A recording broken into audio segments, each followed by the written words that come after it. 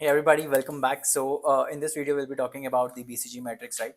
So BCG Matrix is basically a strategic tool which helps you, gauge investment decisions on the corporate level, right? So it helps you frame the corporate strategy on the bigger level. What it does is it basically puts your business units or the product portfolio, whatever you have, in a two into two matrix, and then helps you decide, where you need to invest your resources, where you need to divest, or where you need to turn around, right? Basically.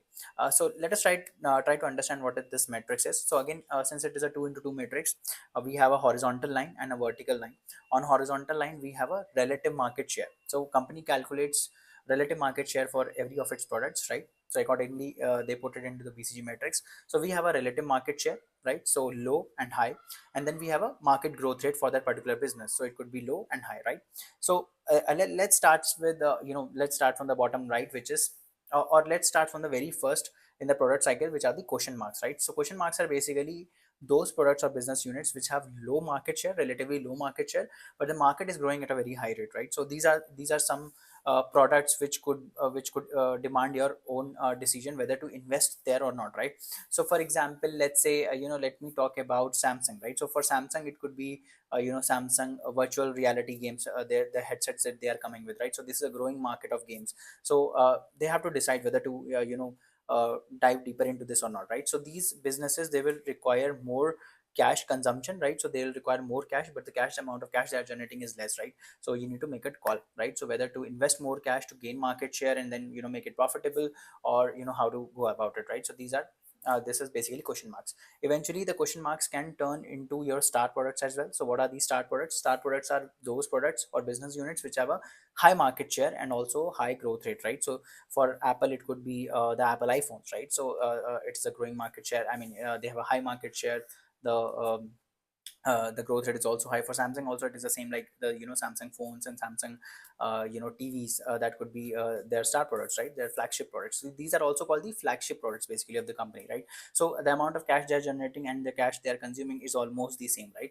But these are flagship products, right? So when the company is in the growth phase, these are the star products which are performing, right? And when the company is just starting out, it starts out with the question mark products, right? Then comes the cash cows, right? So cash cows are basically those which have a high market share, but the growth rate is now saturated, right? So these are business units which have a saturated market growth rate. They'll not go, their growth rate is not much, but since you have a large market share, the most of the revenue is coming from these products, right? So again for so these are called basically cash cows, and the amount of cash they are consuming, that is less as compared to the cash they are generating, right? So these are basically your cash cows, right? So for example, if I talk about Samsung, right? So for Samsung, the Samsung washing machine would be their cash cows, right? So the market share is relatively stable, but it gives them a great amount of profits from there, right? So these are cash cows. Eventually the last stages where the market starts declining, that is called the dogs, right?